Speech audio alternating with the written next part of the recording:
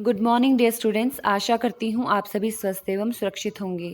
बच्चों, कल हमने आपकी भाषा माधुरी की पुस्तक में दिए गए पाठ 13 अर्थात प्रिय पौधा के विषय में पढ़ा था और उससे संबंधित प्रश्न उत्तर किए थे। आज हम आपकी भाषा अभ्यास की पुस्तक में पाठ 13 अर्थात प्रिय पौधा से संबंधित अभ्यास कार्य पूर्ण करेंगे। आपकी पुस्तक में पहला प्रश्न दिया गया है, पाठ प्रिय पौधा में आए र के विभिन्न रूपों के 3-3 शब्द लिखिए।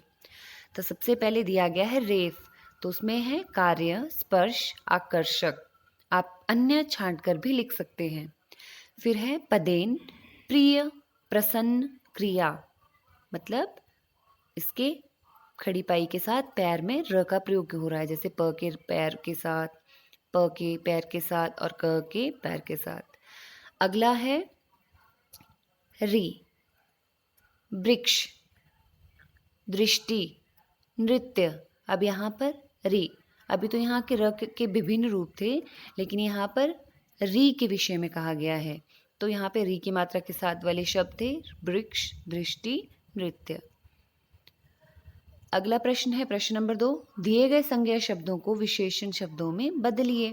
संज्ञा शब्द दिए गए हैं, आपको विशेषण शब्दों में उन्हें बदलना है, जैसे सरलता का सरल, प्रसन्नता का प्रसन्न, सुख सुखी, दया दयालु।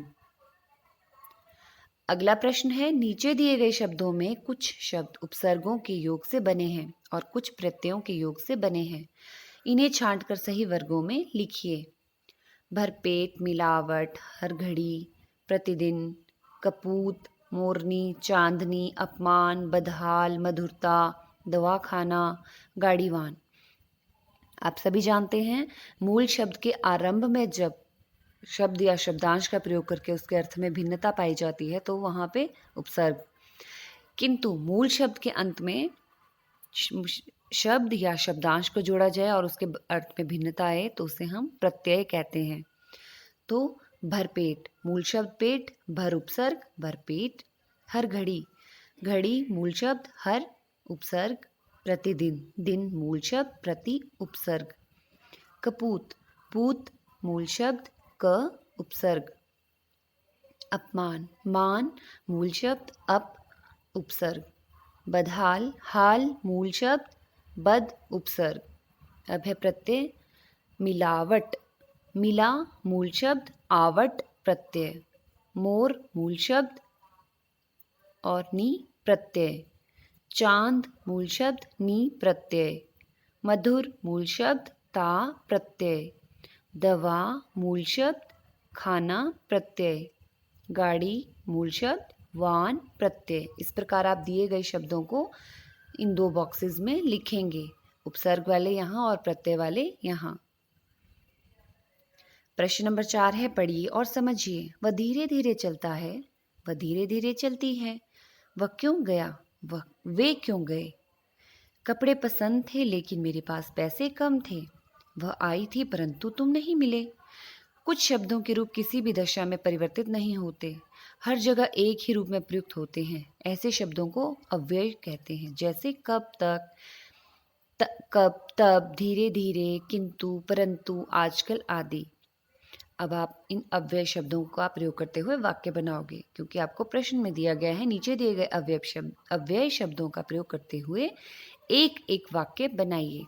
आप अपने शब्दों में कोई सा भी वाक्य बनाकर लिख सकते हो। मैंने कुछ वाक्य बना के लिखे हैं, जैसे वह बीमार है इसलिए पाठशाला नहीं आया।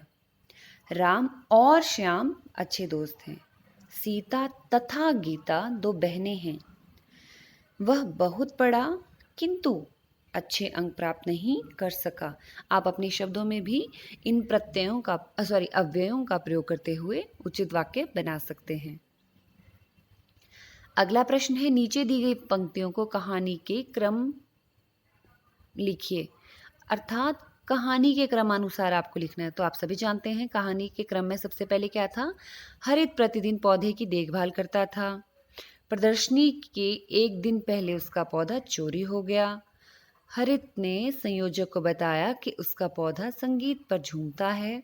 सर्वश्रेष्ठ पौधे का पुरस्कार हरित को मिला। इस प्रकार आप जो नीचे रिक्त स्थान दिए गए हैं उनमें पहले इस पंक्ति को, फिर इस पंक्ति को, फिर इसे और अंत में पहली पंक्ति को लिखेंगे क्रम अनुसार। अगला प्रश्न है, नीचे लिखे शब्दों के विलोम बनाइए। आप सभी जानते हैं विलोम शब्द अर्थात उल्टे अर्थ वाले। सहयोग, असहयोग, निश्चय, अनिश्चय, शांत, अशांत, धर्म, अधर्म, सहयोग, असहयोग, स्वीकार, अस्वीकार। आपने देखा होगा कि इन सभी शब्दों के विलोम शब्द केवल इनके आगे अ वर्ण जोड़ने से बन रहे हैं। तो आप सभी इन शब्दों में अ को आगे जोड़ते हुए आगे इनके विलोम लिखेंगे।